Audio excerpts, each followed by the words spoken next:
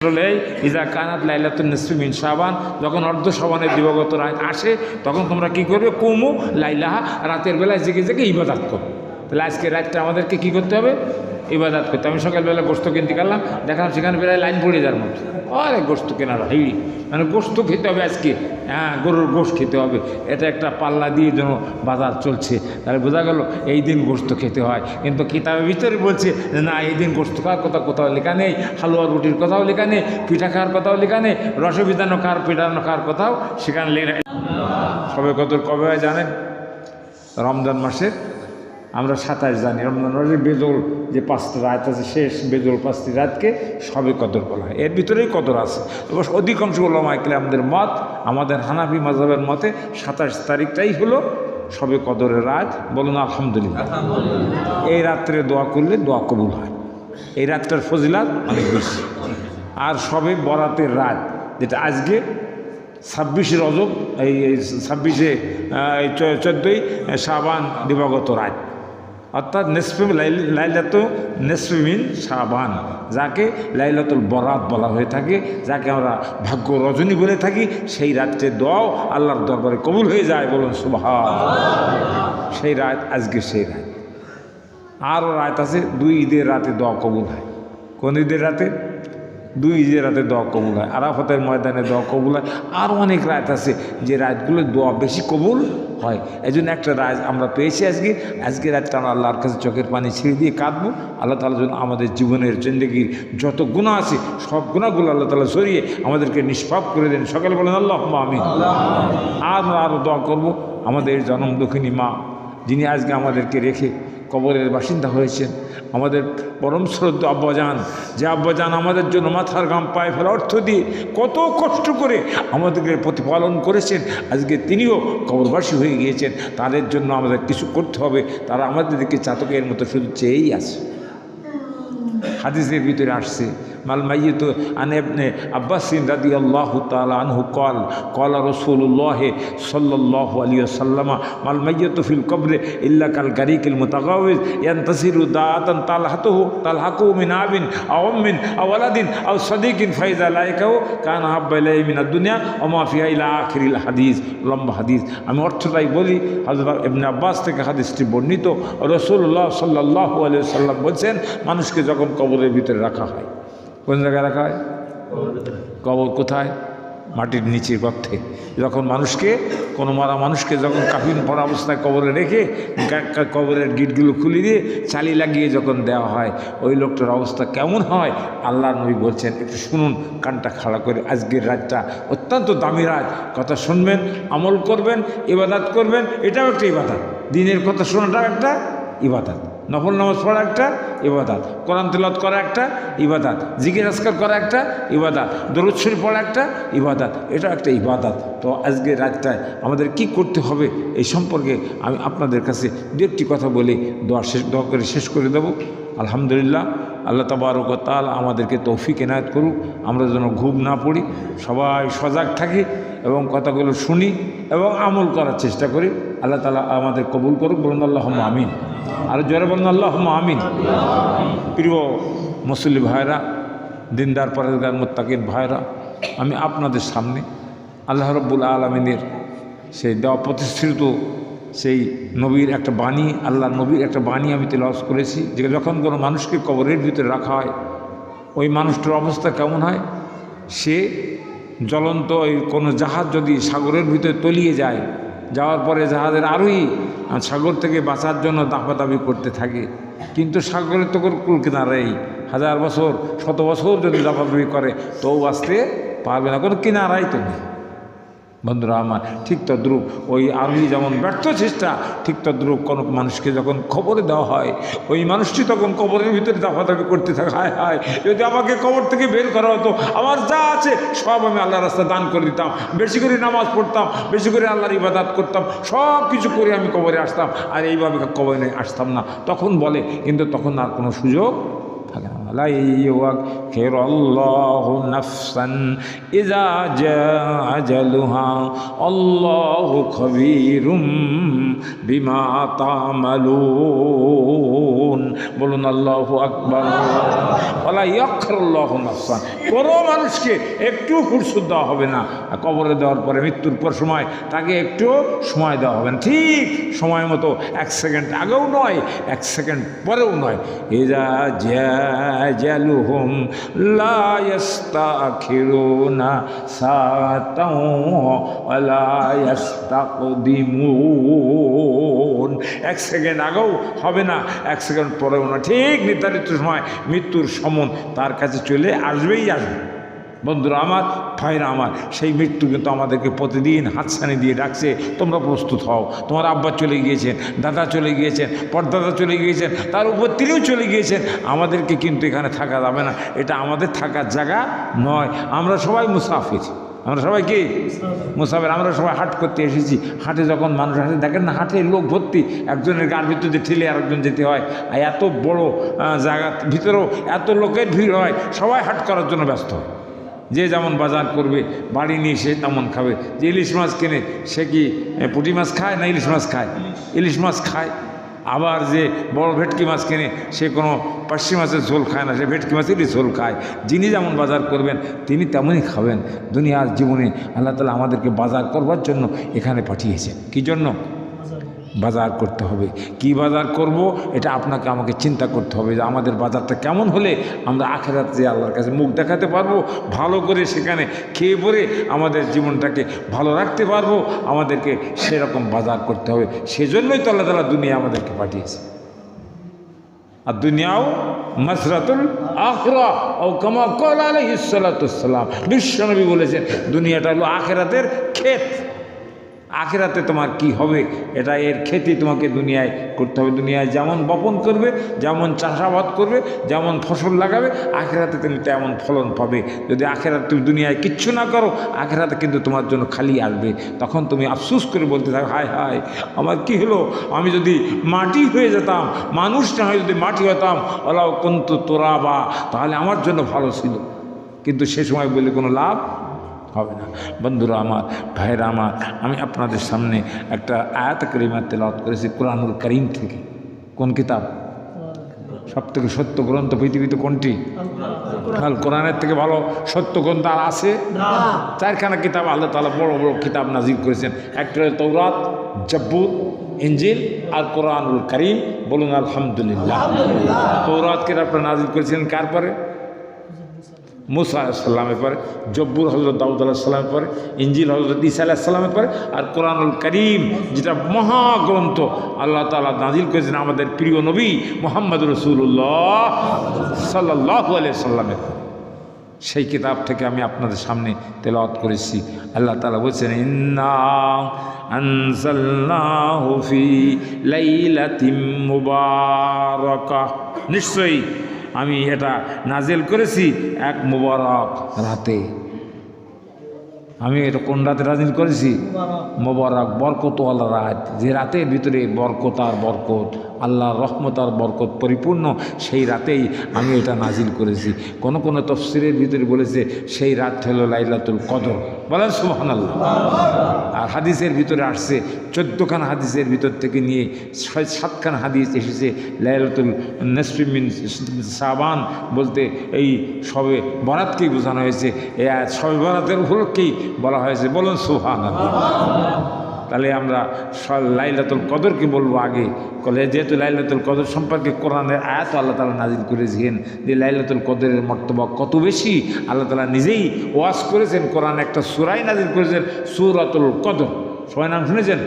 সবাই আমার সাথে পড়ুন, বিসমিল্লাহির রহমানির রহিম, ইন্না আনজালনাহু ফি লাইলাতিল কদর ওয়ামা আদরাকা মা লাইলাতুল কদর লাইলাতুল কদরি খায়রুম মিন আলফি শাহর তানাজ্জালুল মালাইকাতু ওয়ার রূহ ফিহা বিইذনি রাব্বিহিম মিন কুল্লি আমর সালামুন হিয়া হাত্তা মাতলাইল ফাজর সকলে বলুন সুবহানাল্লাহ। আল্লাহ নাজিল করে দিয়েছেন এমন একটা রাত আছে লাইলাতুল কদরি খায়রুম মিন আলফি শাহর, 1000 মাসের থেকেও এই রাতটার দাম আল্লাহর কাছে বেশি। বলুন সুবহানাল্লাহ। 1000 মাস মানে কত বছর জানেন? 83 বছর 4 মাস। 83 বছর 1000কে 12 দিয়ে যদি ভাগ করেন তাহলে দেখা যাবে 83 বছর 4 মাস। এর থেকেও বেশি একটা রাত আছে, সেই রাতটার নাম হলো লাইলাতুল কদর। মানে আল্লাহু আকবার। সেই কদর আমাদের সামনে আসতে যাচ্ছে। সেই কদর রমজানের মুবারকে আসে এবং শেষ 10 দিনের বেজোড় রাত্রিতে সেই কদর আসে। বন্ধুরা আমার ভাইরা, আজকে আমরা যে রাতটা পালন করি এটার নাম হলো লাইলাতু নিসফি মিন শাবান, অর্ধ শাবানের দিবাগত রাত। অর্থাৎ এই রাতটার নাম হলো কি? লাইলাতুল বরাত। আমরা বলি লাইলাতুল ভাগ্য রজনী। কি রজনী? আজকে আল্লাহ তাআলা ভাগ্য খুলে দেন। বেশি বেশি করে গরুর গোশত কিনবেন আর গরুর গোশত খাবেন, দেখবেন সারা বছর আপনার গরুর গোশত ভাগ্যের ভিতর লেখা হয়ে যাবে। রুটি বানাবেন বেশি বেশি করে, হালুয়া বানাবেন, খাবেন, দেখবেন আপনার ভাগ্যে সারা বছর রুটি আর হালুয়া থাকবে। আপনি কি সুন্দর মজার খাবার খাবেন, তাই তো নাকি? আমরা এটা মনে করি না। আগেকার দিনে বেশি লোকে করতো, এখন অনেকটা লোকটা কমাই দিয়েছে যে এগুলোর থেকে জাহিলিয়া থেকে বেদাতি কাজ থেকে আমাদেরকে বাঁচতে হবে। আমাদেরকে মানে আর কি সঠিক কাজ কোনটা, এই রাতের কাজ কি, এটা আমাদেরকে করতে হবে।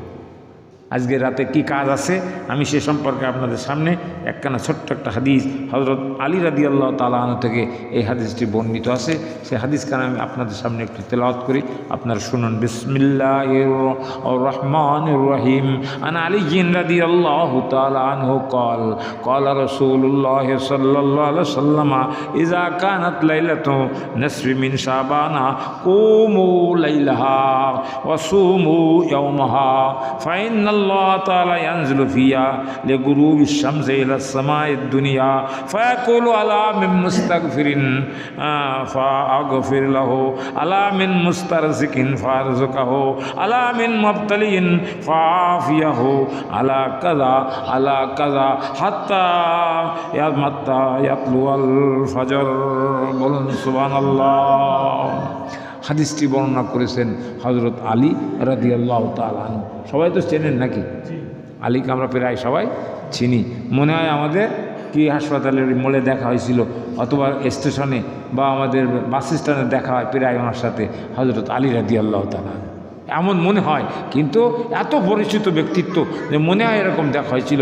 আসলে আমরা সবাই না দেখলেও আমরা এমনি অন্তর্চোখ দিয়ে তাকে আমরা সবাই দেখতে পাই। বলুন সুবহানাল্লাহ। হযরত আলীর মতো এত বড় বীর পৃথিবীতে আর কেউ ছিল না, আসে নাই। হযরত আলী যখন মাত্র বয়স 10 বছর, সেই সময় তিনি ইসলাম গ্রহণ করে কলেমা পড়ে নিয়েছিলেন, লা ইলাহা ইল্লাল্লাহ, লা ইলাহা ইল্লাল্লাহ, লা ইলাহা ইল্লাল্লাহ, মুহাম্মাদুর রাসূলুল্লাহ। 10 বছর বয়সে ইসলাম গ্রহণ করেছেন কে? তাহলে বালকদের ভিতরে প্রথম ইসলাম গ্রহণকারী হলেন হযরত, আর মহিলাদের ভিতরে হযরতে খাদিজা রাদিয়াল্লাহু তাআলা আনহা। আল্লাহ নবী যখন গার হেরাত থেকে ফিরে আসলেন, খাদিজা যখন রাসূল বললেন আমার কম্পনে হচ্ছে, জাম্বিলুনি, আমাকে চাদর দিয়ে আচ্ছাদিত করে দাও, ঢেকে দাও, আমার ভয় হচ্ছে, আমার আশঙ্কা হচ্ছে আমি মারা যাব, এরকম ভয় হচ্ছে। কে যেন আমাকে বুকে বুকে চাপ দিয়ে দিল, আর আমার এরকম বুক দিয়ে এই কথা বের হয়ে গেল, ইকরা বিইসমি রাব্বিকাল্লাযী খালাক। তখন খাদিজা বললেন আপনার ভয় পাওয়ার কোনো কারণ নাই, কারণ আপনি কারোর সঙ্গে দুর্ব্যবহার করেন না, কোন মানুষের হক ফাঁকি দেন না, আপনি মানুষের গালে চড় মারেন না, আপনি মানুষের বেশি কথা বলেন না, আপনি আত্মতার হক নষ্ট করেন না, আপনি সকলের সাথে ভালো আচরণ করেন, পৃথিবীর মানুষ আপনাকে সবাই ভালো বলে, অতএব আল্লাহ আপনার ভালো চান। আপনি আর কিছুই নন, আপনার কাছে যিনি এসেছিলেন তিনি আর কেউ নন, তিনি পূর্বকার নবীদের কাছে যিনি ওহী নিয়ে আসতেন, আমার বিশ্বাস তিনি তাই হবেন। চলেন আমার চাচাতো ভাই ওরকা বিন নওফলের কাছে। বলে সুবহানাল্লাহ। ওনার চাচাতো ভাই ছিলেন একজন পণ্ডিত ব্যক্তি, ওরকা বিন নওফল তৌরাতের কিতাবে এবং অন্যান্য কিতাবে তিনি বড় দক্ষ ছিলেন। ওনার কাছে যাওয়ার পর বললেন আপনার ভয় পাওয়ার কোনো কারণ নাই, যদি আমি সেই দিন জীবিত থাকি যেদিন মক্কার মানুষ আপনাকে মেরে ধরে মক্কা থেকে তাড়িয়ে দেবে, সেই দিন আমি আপনার পক্ষ থেকে আপনার হয়ে আপনার পক্ষে আমি জিহাদ করব। বলুন সুবহানাল্লাহ। খাদিজা বলছেন মক্কার মানুষ তাড়িয়ে দেবে, মারবে? বলে হ্যাঁ, মক্কার মানুষ হক কথা বললে তাকে মারতেও পারে। তাহলে দিতে পারে, সেই দিন কিন্তু সামনে আসছে। আমি যদি বেঁচে থাকি আমি সেই দিন ওনার কাছে কলেমা পড়বো, ওনার হাতে হাত দিয়ে ইসলাম গ্রহণ করবো, উনি নবুয়ত লাভ করতে। আর কিছুদিন পরে তিনি মারা গেছিলেন। যাই হোক, মুহাম্মদ রাসূলুল্লাহ সাল্লাল্লাহু আলাইহি সাল্লাম সেই দিন নবুয়ত লাভ করার পরে তিনি হযরতে খাদিজা তাহলে প্রথম ইসলাম গ্রহণ করলেন মহিলাদের ভিতরে। রসুলের কাছে যখন ওই কথা খাদিজা যখন শুনলেন ওনার চাচার কাছে, সঙ্গে সঙ্গে রসুলের হাতে হাত দিয়ে বললেন, আপনি আমাকে ইমানের কলেমা পড়িয়ে দিন। আল্লাহ নবী তখন তাকে হাতে হাত দিয়ে ইমানের কলেমা পড়িয়ে দিলেন। খাদিজা, পড়ো লা ইলাহা ইল্লাল্লাহ, লা ইলাহা ইল্লাল্লাহ, লা ইলাহা ইল্লাল্লাহ মুহাম্মাদুর রাসূলুল্লাহ। তাহলে খাদিজা ইসলাম গ্রহণ করলেন মহিলাদের ভিতর প্রথম। এবার পুরুষদের ভিতরে কে ইসলাম গ্রহণ করলেন? বয়স্ক পুরুষদের ভিতরে হযরতে আবু বকর সিদ্দিক রাদিয়াল্লাহু তাআলা আনহু। বলেন সুবহানাল্লাহ। আবু বকর রাসূলের বাল্য বন্ধু ছিলেন, উনি ইসলাম গ্রহণ করলেন, প্রথম ইসলাম গ্রহণ করলেন, গোপনে গোপনে, প্রকাশ্য নয়। এরপরে দাসদের ভিতরে একজন ইসলাম গ্রহণ করেছিলেন, চাকরদের ভিতরে শিয়ানা রসুলের পালক পুত্র হযরত জায়েদ বিন হারিস রাদিয়াল্লাহু তাআলা আনহু। বলেন সুবহানাল্লাহ।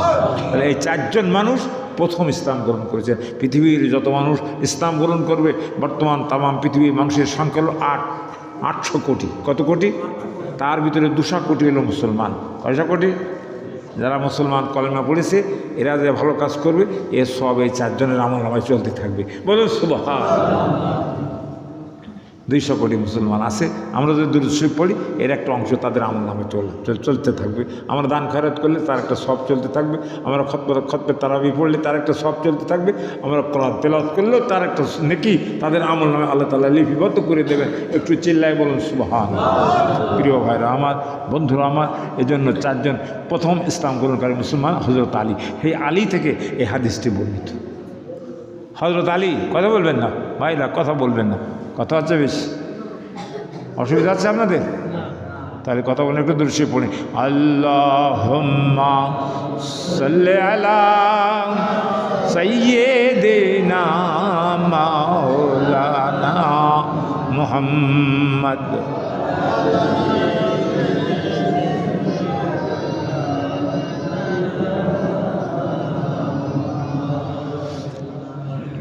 তুমি দেখো দার প্যারা হাবিব, তোমার তুল্য কেহ নেই আর। তখন একজন মানুষ ছিলেন অত্যন্ত পালোহান। আমাদের দেশে কিছু কিছু পালোহান আপনারা টেলিভিশনে দেখেন না, বিশাল মোটা গোটা, মাঝে মাঝে কুস্তি করে। এক কুস্তি করে কেউ ঠেলে ওকে ফেলে দেয়, আবার ওকে ফেলে দেয়, উপরে ওঠে, ইত্যাদি করে। এরকম এরা অনেক কিছু করতে পারে, এদের গায়ে অনেক শক্তি। এদেরকে পোষায় অনেক খাদ্য খাবার দিয়ে দিই। ঠিক তদ্রুপ আরব দেশে একজন পালোয়ান ছিল, তার নাম ছিল কি? হিজনের নাম ছিল না, সেই পালোয়ানের নাম আমি বলবো আপনাদের সাথে। সেই পালোয়ান সে বলেছিল, মোরাক্ষব তার নাম, মোরাক্ষব। কী নাম? মোরাক্ষব। সে বলেছিল, যদি আমাকে কেউ মল্লযুদ্ধ করে হারিয়ে দিতে পারে, আমি তাহলে ইসলামের কলেমা গ্রহণ করব। কেউ আছে তার স্ত্রীকে বিধবা করতে চায়, কেউ আছে তার মায়ের কোল খালি করতে চায়, কেউ আছে তার জীবনকে বিসর্জন দিতে চায়, তাহলে আমার সামনে আসুক। কেমন শক্তি আছে আমি একটু দেখি। কেউ আসে না। মোরাক্ষবের চ্যালেঞ্জ কেউ গ্রহণ করে নাই। হযরতে আলী টুকটুক করতে করতে যাচ্ছেন। একজন বলছে, আলী কোথায় যাচ্ছ? বলে, আমি মোরাক্ষবের সঙ্গে একটু চ্যালেঞ্জ করতে যাচ্ছি। বলে, খবরদার, ওকে চেনো তুমি? তুমি ছেলে মানুষ, যে না? বলে, না, আমি রাখবো মোরাক্ষবের শক্তি কত, আমি একটু পরীক্ষা করে দেখতে চাই। বন্ধুরা আমার, ভাইরা আমার, হযরত আলী মোরাক্ষবের কাছে গেলেন, যে বলছেন, মোরাক্ষব, তুমি নাকি এমন কথা বলেছ, যদি কেউ তোমাকে মল্লযুদ্ধে পরাজিত করতে পারে, তুমি তাহলে ইসলাম গ্রহণ করবে, কথা কি সঠিক? তখন উনি বলছে, হ্যাঁ আমি বলেছি, তবে তোমার প্রতি আমার খুব সব কর্নার, অত্যন্ত ভালোবাসা। তোমার ছোট ছোট বাচ্চা আছে দুটো, তোমার স্ত্রী অল্প বয়স্কা, তুমি শেষ বেশ নিহত হবে, মারা যাবে আমার সাথে কুস্তি করতে, এটা আমি চাচ্ছি না, তুমি ফিরে যাও আমার সামনে থেকে। তখন উনি বলছে, মোরাক্ষব, তুমি কাকে ভয় দেখাচ্ছ? তুমি কি চেনো আমাকে? তুমি তো গোটা কয়েক কাফের মুশরিকরা তোমাকে বাঘ মনে করে, কিন্তু আমি তো আল্লাহর বাঘ, আসাদুল্লাহিল গালিব। বলুন সুবহানাল্লাহ। আল্লাহ তো আমাকে বাঘ খেতাব দিয়েছেন, আমাকে সিংহ বানিয়েছেন আল্লাহ। আমি আল্লাহ ছাড়া আর কাউকে ভয় করি। তুমি লামো, তোমার সাথে আমার এখন কি মল্লযুদ্ধ হবে। মোরাক্কাবের সাথে মল্লযুদ্ধ হওয়ার পরে মোরাক্কাব প্রথমে তরবারি বলতে, আলী তুমি তরবারি চালাও। বলে না, আপনি আগে তরবারি চালান, আমি তো ছেলে মানুষ, আমি প্রতিহত করার চেষ্টা করব। এক এক করে উনি যত তরবারি চালাইছেন, ইনি সব তরবারি দিয়ে সব প্রতিহত করে দিয়ে ইনি বিজয়ী হয়ে গেলেন। এরপরে বলছেন এবার আলী তুমি তরোয়াল চালাও। তখন এবার আলী তলোয়ার চালাতে শুরু করলো। এক কোপটা দিয়েছে, মাত্র একটি কোপ মাথার মাঝখান দিয়ে সোজা এমনি এসে একবারে এক হাত মুঠো মাটি পর্যন্ত তার তলোয়ার মাটির ভিতরে গেড়ে গেল। মোরাক্কাব 2 খণ্ড হয়ে গেল। সবাই বলে সুবহানাল্লাহ। এর নাম হলো হযরত আলী। এর নাম কি? হযরত আলী। আল্লাহ রসুল একদিন খাইবারের যুদ্ধের সময়, মাসখানেক যুদ্ধ চলছে। কতদিন? মাসখানেক যুদ্ধ চলছে, জয় পরাজয় হচ্ছে। রসুল ঈশা নামাজের পরে সব সাহাবীদেরকে পাঠালেন, সবাই বসো, বিশেষ কথা আছে। এক জরুরি এলান হয়, তুমি বৈঠাও, সবাই বসে যাও। বসে গেল। রসুল বলছেন কালকে ফজরের পরে আমি যার হাতে ঝান্ডা দেব এবং তলোয়ার দিয়ে দেবো, তলোয়ার এবং যার হাতে পতাকা দেবো, সেই কালকে এই খাইবার বিজয় লাভ করবে। বলুন সুবহানাল্লাহ। বললেন কে? বিশ্বনবী, আপনার আমার নবী, তার কথা কখনো নড়চড় হতে পারে না। তখন হযরত ওমর বলছেন, এই কথা শোনার পরে আমার টেনশন এত বেড়ে গেল, আমার প্রেশার এত বেড়ে গেল, মনে হয় আমি সেই ব্যক্তি হতে পারি কি না। এই জন্য উনি এত চিন্তিত বলে সারাটা রাত চোখে চোখ লাগেনি। বলে সুবহানাল্লাহ। ফজরের নামাজ হয়ে গেল, ওমরও জামাতে এসেছেন। সালাম ফেরানোর পরে রসুল তাকাতাকি করছেন, দেখেন তো আলী তো কোথাও নাই। জিজ্ঞাসা করছেন আলী, ওই তাঁবুর ভিতরে যারা ছিল কেউ আছো কি? আলী কোথায়? তখন একজন উঠে বলছে, হুজুর আলীর অত্যন্ত চোখের যন্ত্রণা হয়েছে রাত্রিবেলায়, চোখ এত বেশি যন্ত্রণা তাকে আসতে পারে নাই। আমরা খাড়ে ভর দিয়ে আনার চেষ্টা করেছিলাম, কিন্তু তিনি আসতে পারেন নাই। বলে তা হবে না, আলীকে নিয়ে এসো আমার কাছে, দেখি কেমন হয়েছে। তখন দুইজন যে ঘাড়ে ভর দিয়ে উঁচু করে আলীকে রসুলের সামনে আনলেন। আনার পরে আল্লাহ নবী একটু লালা মুখের থেকে নিয়ে ওনার চোখে লাগিয়ে দিলেন, সঙ্গে সঙ্গে ওনার চোখ ভালো হয়ে গেল। বলুন সুবহানাল্লাহ। আল্লাহ নবী ঝান্ডাটা আলীর হাতে তুলে দিলে। কার হাতে? এই আলী, এইটা সেই আলী। আলী সেই ঝান্ডা তুলে দেওয়ার পরে খাইবারে যুদ্ধ করতে উনি সেনাপতির আসন গ্রহণ করে যুদ্ধ চালাতে বাম হাতে ছিল ওনার ঢাল, ডান হাতে ছিল তলোয়ার। ঢাল ভেঙে খান হয়ে গেল। কী দিয়ে যুদ্ধ করবেন, কী দিয়ে তীর বল্লভ এগুলো আঘাত সহ্য করবেন? পাশে তাকিয়ে থাকে ওই ইহুদিদের কামুস দুর্গ রয়েছে। কামুস দুর্গের একটা ফটক আছে, বড় একটা ফটক দরজা। সেই লোহার দরজাটা এক টান দিয়ে ছিঁড়ে নিয়ে উনি এরকম ঢাল বানায় যুদ্ধ চালিয়ে গেলেন। বলো সুবহানাল্লাহ। ইতিহাসবিদরা লিখেছেন যে ওই ফটকটার ওজন ছিল 27 মণ, কেউ বলেছেন 40 মণ, কেউ বলেছেন 80 মণ, কেউ বলেছেন 800 মণ। বাম হাতে উঁচু করা যায়? 27 মণ যায়? 5 মণ পারবেন না আপনারা? কেউ লোক আছে 2 মণ 2.5 মণ মাথায় করে নিলে তাই আমাদের অনেকের কাপড় চাপড় নষ্ট হয়ে যাবে। আর ওনার এত ওজন, হযরত আলীর মতো মানুষ নিয়ে এসেছেন, নিয়ে ওই ইনি ঢাল স্বরূপ ব্যবহার করে যুদ্ধ করলেন। আল্লাহ রসুল সব টানতেন। পরদিন সকালে জিজ্ঞাসা করেন, আলী যুদ্ধ তো জয়লাভ করলে, খুবই সুন্দর, আল্লাহ তোমাকে সাহস শক্তি দিয়েছেন অনেক বেশি, যাও একটু ওই ফটকটা একটু উঁচু করো না, আমি একটু দেখি না কী করে মানুষের পক্ষে এই ফটক উঁচু করা সম্ভব। ফটক মানে দরজা। উনি বাম হাত দিয়ে কালকের মতো চেষ্টা করলেন, নড়াচড়া করেন না। এবার ডান হাত দিয়ে মনে করেন বাম হাতের থেকে ডান হাতে জোর বেশি, ডান হাত দিয়ে একটু চেষ্টা করে দেখি, ডান হাত দিয়েও চেষ্টা করলেন, আর ফটক নড়াচড়া। এবার 2 হাত দিয়ে এমন জোরে তিনি খাঁচা টান দিয়েছেন যে তার লোমকূপের গুঁড়া দিয়ে ঘাম তত্তল করে বের হতে লাগলো, কিন্তু একটুও নড়ে নাই সেই ফটক। বলুন সুবহানাল্লাহ। আলীর মুখটা লাল হয়ে গেল। রসুল বললেন, আলী তোমার লজ্জা পাওয়ার কোনো কারণ নাই, এটা তোমার কোনো কৃতিত্ব নয়, এটা আমার আল্লাহ তাআলা তোমাকে শক্তি দান করেছিলেন, তাই তোমার পক্ষে এটা সম্ভব হয়েছিল। বলুন সুবহানাল্লাহ। তাহলে শক্তি দেওয়ার মালিককে এই সে আলী রাদিয়াল্লাহু তাআলা আনহু যাইতাই লোক নন। আল্লাহ নবী তার সম্পর্কে বলছে জানা মাদিনাতুল ইলম ওয়া বাবুহা আলীগিন বাবুহা, বলুন সুবহানাল্লাহ। আও কামা ক্বাল আলাইহিস সালাতু ওয়াসসালাম, বিশ্ব নবী বলেছেন আলী সম্পর্কে যে আমি হলাম ইলমের শহর আর আলী হলেন সেই শহরে ঢোকার দরজা, বলুন সুবহানাল্লাহ। দরজার দাম কম না বেশি? হযরত আলী কিন্তু ইলমের দরজা, আল্লাহ নবী ইলমের শহর আর নবী হলেন ইলমের শহরে প্রবেশের দরজা হলেন হযরত আলী। সেই আলীর অগণিত অসংখ্য ঘটনা রয়েছে, আমি সেদিকে যাব না। আজকে হাদিসটা নিয়ে এসেছি হযরত আলী থেকে বর্ণিত। তিনি বলছেন ইজা কানাত লাইলাতুন নিসফি মিন শাবান, যখন নিসফে শাবানের অর্ধ শাবানের রাত আসতো, অর্ধ শাবানের রাত যখন আসতো, মানে আজকের রাত যেমন এসছে এরকম যখন আসতো, তখন হযরত আলী বলছেন কুমু, রসুল বলছেন কুমু লাইলা, কুমু মানে দাঁড়িয়ে যাও, লাইলা তোমরা রাতের বেলায়, অর্থাৎ দাঁড়িয়ে দাঁড়িয়ে ইবাদত করো, বসে ইবাদত করো, নামাজ পড়ো। ইবাদত করো কিসের মাধ্যমে? নামাজের মাধ্যমে। দাঁড়াও মানে কি? দাঁড়ায় শুধু দাঁড়িয়ে থাকতে হবে না, নামাজ পড়তে হবে। কুমু লাইলাহা, রাতের বেলায় তোমরা নামাজ পড়ো। আজকের রাতটা কী করতে হবে? নামাজের দিকে আমাদেরকে মনোনিবেশ করতে হবে। নামাজ মানুষকে অন্যায় কাজ থেকে ফিরিয়ে রাখে, নামাজ মানুষকে জান্নাতের পথে পরিচালিত করে, নামাজ মানুষকে ভালোর পথ দেখায়। নামাজ পড়লে আল্লাহ খুশি হন এবং ওই বান্দাকে আল্লাহ তাআলা জান্নাত দিয়ে দেন, বলেন সুবহানাল্লাহ। যে ব্যক্তি খুব খুশি মনে ভালোভাবে ভালো করে সুন্দরভাবে 5 ওয়াক্ত নামাজ পড়ে, আল্লাহ নবী বলছেন মান হাফাজা আলা সালাতিল খামস আকরামাহুল্লাহু তাআলা বিখামসি খিসালিন ইয়ারফু আনহু যিকাল আইশে ওয়া আযাবাল কবরে। আল্লাহ নবী বলছেন যে ব্যক্তি 5 ওয়াক্ত নামাজ সুন্দরভাবে আদায় করবে, খুশুর সাথে আদায় করবে, ঠিক মতো আদায় করবে, জামাতের সাথে আদায় করবে, ওই ব্যক্তির জন্য আল্লাহ তাআলা 5টি প্রাইজ, 5টি পুরস্কার আমরা আল্লাহ তাআলা দান করবেন। কয়টি পুরস্কার দেবেন? আরও জোরে বলেন কয়টি পুরস্কার আমরা নিতে চাই না? চাই না? চাই, সবাই চাই। তাহলে আপনাদেরকে কাজ করতে হবে, 5 ওয়াক্ত নামাজ পড়তে হবে। তাতে কি রাজি আছেন? তাহলে পুরস্কার পাবেন। শুধু আমি বললাম, আপনারা শুনলেন, বাড়ি গেলেন, পুরস্কার পেয়ে গেলেন না। আপনি মেডিকেল করে চান্স পেয়েছেন, ভর্তি হলেন, আপনি ডাক্তার হতে পারবেন না। 5 বছর ডাক্তারি পড়া লাগবে, ইন্টার্নি করা লাগবে, বিসিএস দেওয়া লাগবে, তারপর আপনি ডাক্তারের খাতায় নাম উঠবে, এর আগে না।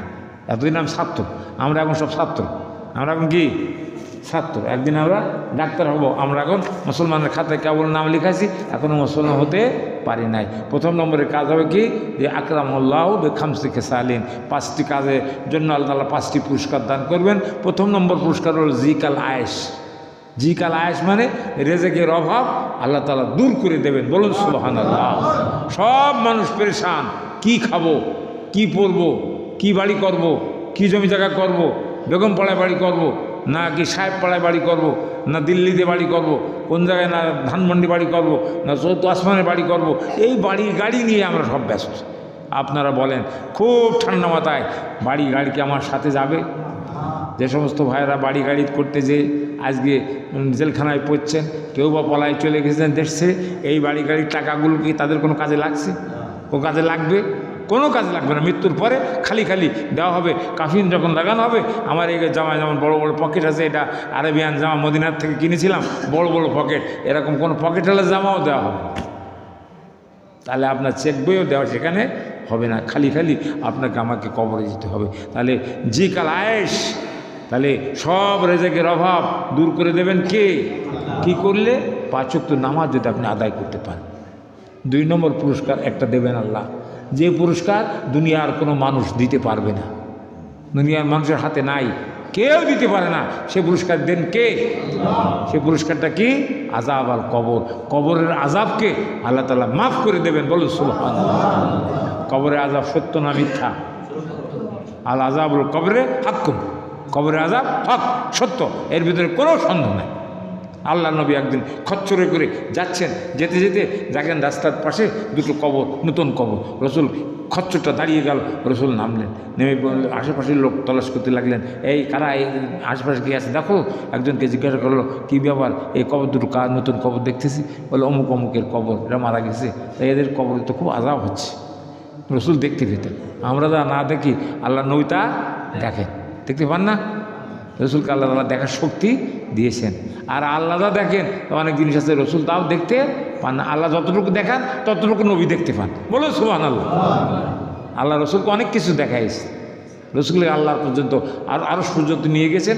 আল্লাহ রসুল যখন যাচ্ছিলেন, যাওয়ার সময় দেখেন যে মুসা আলাইহিস সালামের কবরের পরে মুসা আলাইহিস সালাম দাঁড়িয়ে এরকমভাবে নিয়ত করে নামাজ পড়ছেন হযরতে মুসা আলাইহিস সালাম। রসুল তাও দেখেছে। রসুলের দাড়ি মোবারক এখন ইরাকে আছে এক জায়গায়, দাড়ি মোবারক হেফাজতে আছে। সে এতটুকান যখন ছিল ছোটো ছিল, এখন আস্তে আস্তে বড় হচ্ছে, পরপর বড় হচ্ছে। বলেন সুবহানাল্লাহ। কত বড় আশ্চর্য জিনিস। বন্ধুরা আমার, মায়ের আমার, কথা বলবেন না, কথা বলবেন না, আপনার চুপচাপ কাজ করেন, চুপচাপ কাজ করেন, চুপচাপ। যাই হোক, আল্লাহ রাব্বুল আলামিন আমাদেরকে বুঝদান করুক। কবরের আযাবকে মাফ করানোর জন্য পৃথিবীর কোনো শক্তি নাই যে কবরের আযাব, এখানে একটু সুইচে টিপ দিলে কবরের ফ্যান চলবে আর সব আযাব দূর হয়ে যাবে, এমন কোনো ব্যবস্থা কবরে আছে? ফ্যান টিপ দেবো, লাইট জ্বলবে, কবরে আছে? এসি চলবে এমন ব্যবস্থা আছে? যত বড় বাচ্চা হোক না কেন, কারোর কবরে এসিও নাই, আর সে এসিও বিকল, কোনো কাজ করবে না। এই জন্য ওখানে এসি ফিট করতে হলে আপনাকে রাত জেগে শীতের রাত্রিতে উঠে উঁচু করে তারপরে মসজিদের দিকে আসলে আপনার কবর এসি হয়ে যাবে। বলুন সুবহানাল্লাহ। এসি চান কবরে? কবর আযাব মাপ চান? কবর আযাবে শান্তি চান? কবরকে ফুল বাগিচা বানাতে চান? তাহলে আর শুধু ভ্যান চালালে, আর শুধু গাছ কাটলে, আর শুধু ব্যবসা বাণিজ্য করলে কিন্তু পাওয়া যাবে না। ওই সাথে সাথে আল্লাহর ব্যবসাও কিছু করতে হবে। আল্লাহ যে নির্দেশ দিয়েছেন সেই নির্দেশ আমাদেরকে পালন করতে হবে।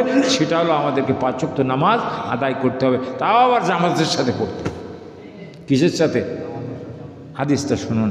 আন উসমান রাদিয়াল্লাহু তাআলা আনহু قال قال رسول الله صلى الله عليه وسلم من صلى العشاء في جماعة عشاء في جماعة يدركوا عشاء في جماعة فكأنما صلى نصف الليل। যে ব্যক্তি ঈশার নামাজ আমাদের সাথে পড়লো, হযরত উসমান থেকে হাদিসটি বর্ণিত। আল্লাহর নবী সাহাবী হযরত উসমান, নাম শুনেন নাই?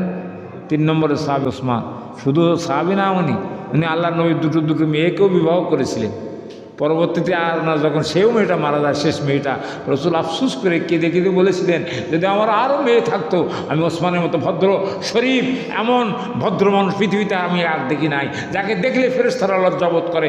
আমার মেয়ে আরও থাকলে আমি ওসমানের সাথে বিবাহ দিতাম। কুলসুমকে এবং রোকায়াকে তিনি বিবাহ দিয়েছিলেন। তা আমি ওসমানকে খালি খালি ফিরে যেতে দেবো না, আমি ওসমানের একটা ডিগ্রি দান করব। উনি দিয়েছিলেন জুন্নুরাইন। কি ডিগ্রি দিয়েছিলেন? জুন্নুরাইন। হযরত উসমান ইবনে আফফান, জুন্নুরাইন হযরত উসমান ইবনে আফফান রাদিয়াল্লাহু তাআলা আনহু, তিনি হাদিসটি বর্ণনা করেছেন। তিনি বলছেন, যে ব্যক্তি ঈশার নামাজ জামাতের সাথে পড়লো। আজকে কি নামাজ পড়েছেন আপনারা জামাতের সাথে? ঈশার নামাজ। অন্যদিন তো আপনারা পড়েন, আজকে পড়তে পেরেছেন, সৌভাগ্য আপনাদের, সুপ্রসন্ন যে আজকে আমরা ঈশার নামাজ তো জামাতের সাথে পড়তে পেরেছি। আল্লাহ তাআলা কবুল করুক। আর এরকমভাবে প্রত্যেক দিন যেন আমরা পড়তে পারি, আল্লাহ তাআলা আমাদেরকে তৌফিক দিক, বলুন আমিন। নামাজ ছাড়া কোনো পথ নাই, যে যাই বলুক না কেন, যত বড় গুন্ডা হোক, আর যত বড় মস্তান হোক, যত বড় যাই হোক, কবরে যাওয়ার সাথে সাথে সব কিন্তু একেবারে দলা হয়ে যাবে।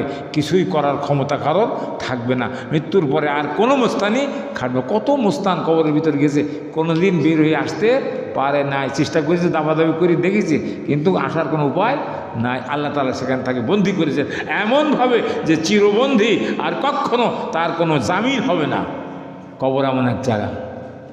আমাদের বাংলাদেশে থেকে যদি চুরি চাঁচামি করে, দুর্নীতি করে, কোটি কোটি মানুষ টাকা লুটপাট করে, আবার যদি শিশু ছেলেমেয়েদেরকে গুলি করে, বুকে বুলেট মেরে কেউ চলে যায়, এরপরেও যদি সে আবার চেষ্টা করে একদিন ক্ষমতায় ফিরে যেতে আসার চেষ্টা করতেও পারে, কিন্তু কবর থেকে বেরিয়ে আসার কোন ক্ষমতা, একবার যদি কবরের ভিতরে ঢুকে যায়, তাহলে বেরোনোর কোনো উপায় নাই। ওখানে যায় চক্রান্ত করতে পারে, বসে বসে এইটা করি সেটা করি, এর এলাকায় তার এলাকায়, এ মন্ত্রী ধরি, সে রাজা ধরি, মোদির ধরি, তারপরে আর কেটে আছে তার একটু ধরাধরি করে যদি বাংলাদেশে আবার ঢুকতে পারি। কিন্তু ঢুকবা ঠিকই, কিন্তু যেতে হবে তোমাকে জেলখানার ভিতরে, বাইরে কিন্তু তোমাকে রাখবে না। ঢুকবে যখন, তখন রাখবে কোথায়? জেলখানায়। কারণ তুমি শত শত নয়, হাজার হাজার ছেলেকে পঙ্গু করেছো, চোখ নেই, পা নেই, হাত নেই, আর শত শত ছেলে, কেন হাজারের উপরে ছেলে, তাদেরকে তুমি শাহাদাত বরণ করতে হয়েছে তোমার বুলেটের গুলিতে। আমার বাংলাদেশের মানুষের পয়সার বুলেটের দিয়ে গুলি করে মানুষদেরকে মারা হয়েছে, যেটা শরিয়াতেও নাই, মানুষ হত্যা করা, আবার সরকারি কোনো আইনও নাই, বিশ্বের কোনো আইনও নাই জনগণকে হত্যা করা। সেও পাপ কাজ করার পরেও সে যদি কবর একবার ডুবে যায়, এখন তো এই দেশে আছে বিরোধী কথা বলতে পারবে, কিন্তু কবর যদি একবার যায় সেও কোনো দিন বের হতে, এত বড় মোস্তান, এত মানুষ তুমি মারতে পারো, কিন্তু কবর থেকে একটু বের হও না দেখি কেমন পারো। তাহলে কবর আমার কাগজ ছাড়বে না। তাহলে প্রথম নম্বরে পুরস্কার হবে তার কোনো অভাব থাকবে না। 2 নম্বর তার কবরের আযাবকে আল্লাহ তাআলা মাফ করে দেবেন, বলো সুবহানাল্লাহ। 3 নম্বর ওয়াইতিল্লাহু কিতাবাহু বিয়ামিনিহি, তার ডান হাতে তার আমলনামা দিয়ে দেওয়া হবে। কোন হাতে? ডান হাতে আমলনামা। আমরা ডানপন্থী, আমরা কোনপন্থী? ডানপন্থী না বামপন্থী? বামপন্থীরা হলো জাহান্নামী আর ডানপন্থীরা হলো জান্নাতি। হযরত আদম আলাইহিস সালামকে যখন বলা হলো যে এই 2 হাতের ভিতরে আপনি কোনটা নেবেন, হযরত আদম ডান হাত ধরেছেন। তার মানে ডান হাতে যারা থাকবে এরা জান্নাতে যাবে। আমরা সব ডানপন্থী, আল্লাহকে বিশ্বাস করি, আর বামপন্থীরা আল্লাহকে বিশ্বাস করে নাস্তিক। এই জন্য ডানপন্থী যারা, ডান হাতে যাদের আমলনামা আসবে বুঝবেন তারা জান্নাতের সার্টিফিকেট আল্লাহ তাআলা দিয়েই দিয়েছেন, বলো সুবহানাল্লাহ। সেই সার্টিফিকেট কি আপনারা পেতে চান? আজ শবে বরাতের রাতে যদি সার্টিফিকেট পেতে চান তাহলে আপনাদেরকে কি করতে হবে? বেশি বেশি করে ইবাদত নামাজ পড়তে হবে। আজকে তো পড়বেন, এটা বোনাস পাবেন, কিন্তু এছাড়াও ফরজ নামাজ যেগুলো আছে এটা বাদ দিয়ে শুধু বোনাস ধরলে হবে না, সেগুলো আমাদেরকে আমল করতে হবে। 3 নম্বর কথা। 4 নম্বর হলো যে পুলসিরাত, হ্যাঁ, সে বিদ্যুতের গতির মতো সে পুলসিরাত পার হয়ে জান্নাতে চলে যাবে, বলে। আর বিনা হিসাবে, বিনা আযাবে যে ব্যক্তি সুন্দরভাবে নামাজ আদায় করবে আল্লাহ তাআলা তাকে জান্নাত দিয়ে দেবেন, বলে সুবহানাল্লাহ। বন্ধুরা, আমি যে হাদিসটা বলতেছিলাম, হাদিসের অর্থ বলেই কথা শেষ করবো। আমি অত্যন্ত ক্লান্ত, এজন্য কথা আপনারা সব ঘুম ঘুম ভাব আসতেছে, আমি বুঝতে পারতেছি রাত হয়ে গেছে, এবং আমি কথা শেষ করে দেবো। হাদিসের একটা হাদিস কেবল বলেছি, তার অর্থকে এখন হয়নি, সামান্য একটু বলেছি, এখন শুধু অর্থ বলে আর ব্যাখ্যা আর করবো না। অর্থটা হলো এই, ইজা কানাত লাইলাতুন নিসফি মিন শাবান, যখন অর্ধ শাবানের দিবাগত রাত আসে তখন তোমরা কি করবে? কুমু লাইলাহা, রাতের বেলায় জেগে জেগে ইবাদত করো। তাহলে আজকে রাতটা আমাদেরকে কি করতে হবে? ইবাদত করতে। আমি সকালবেলা গোস্ত কিনতে গেলাম, দেখলাম সেখানে বেলায় লাইন পড়ে যাওয়ার মতো, আরে গোস্ত কেনার হিড়ি, মানে গোস্ত খেতে হবে আজকে, হ্যাঁ, গরুর গোস্ত খেতে হবে, এটা একটা পাল্লা দিয়ে যেন বাজার চলছে। তাহলে বোঝা গেল এই দিন গোস্ত খেতে হয়, কিন্তু কিতাবের ভিতরে বলছে যে না, এই দিন গোস্ত খাওয়ার কথা কোথাও লেখা নেই, হালুয়া রুটির কথাও লেখা নেই, পিঠা খাওয়ার কথাও লেখা নেই, রসে বিধানো খাওয়ার পিঠানো খাওয়ার কথাও সেখানে লেখা আছে কি? কুমু লাইলাহা, তোমরা ওই রাতটা জেগে জেগে ইবাদত করো, বন্দেগী করো, আল্লাহর উপাসনা করো, আল্লাহর নামে সেজদা দাও, বলুন সুবহানাল্লাহ। তাহলে এক রাতের কাজ, প্রথম কাজ হলো কি? ইবাদত করতে হবে। কাকে? আল্লাহর সন্তুষ্টির জন্য, মানুষের জন্য নয়। একমাত্র আবার আল্লাহ খুশি হবেন, আল্লাহকে রেজামন্দি হাজির করবার জন্য আমাকে ইবাদত করতে হবে। 2 নম্বর, আজ রাত্রে সেহরি করবেন, কালকে রোজা রাখতে হবে, কালকে হলো শবে বরাতের দিন। তাহলে আজকে রাতে ইবাদত, দিনে রোজা, রাতে ইবাদত, দিনে রোজা, মনে থাকবে তো আপনাদের? মা বোনেরা, আপনারা ভালো করে শুনুন, রাতে আজকে ইবাদত করবেন আর সেহরি করবেন, আগামীকাল সকাল থেকে রোজা রাখবেন। যদি 3টে রাখতে চান তাহলে কাল পরশু, আর আজকে অনেকেই ছিলেন 2 রাখলেও চলবে, একটা যারা রাখবেন তারা অন্তত কালকে রোজাটা রাখবেন। কালকে হলো শবে বরাতের রোজা, এটা রাসূল সাল্লাল্লাহু আলাইহি ওয়াসাল্লাম রেখেছেন, সাহাবীরাও রেখেছেন, হাদিস দ্বারা প্রমাণিত। কুমু লাইলাহা ওয়াসুমু ইয়াওমা, দিনের বেলা তোমরা রোজা রাখবে। আল্লাহ তাআলা আনজিলু ফি আলে গুরুবি শামসে, আল্লাহ তাআলা ওই দিন একেবারে আসমানের শেষ আসমানে অবতীর্ণ হন এবং বলতে থাকেন যে আমার কাছে চাও, কোনো প্রার্থনাকারী কি আসো, সে কোনো ক্ষমা প্রার্থনাকারী কি আসো, আমার কাছে ক্ষমা চাও, আমি তোমাদেরকে ক্ষমা করে দেবো, বলুন সুবহানাল্লাহ। কোনো অভাবগ্রস্ত মানুষ কি আছো, আমার কাছে চাও, আমি তোমাদের অভাবকে দূর করে দেবো, বলুন সুবহানাল্লাহ।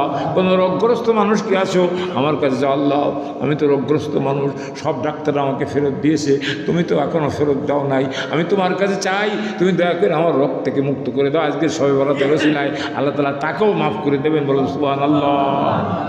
এরপরে আবার আল্লাহ বলছেন আলা কাজা আলা কাজা হাত্তা ইয়াতলাউল ফজরা, এইভাবে আল্লাহ তাআলা ফজর পর্যন্ত বলতে থাকেন। কে আছো, কার অভাব আছে চাও, কার কি সমস্যা চাও, কার মেয়ের বিবাহ হচ্ছে না চাও, কার ছেলের বিবাহ হচ্ছে না চাও, কার কোন সমস্যা আছে আমার কাছে চাও, আমি সব সমস্যার সমাধান আমার গায়েব থেকে তোমাদের জন্য খাজানা খুলে দেবো।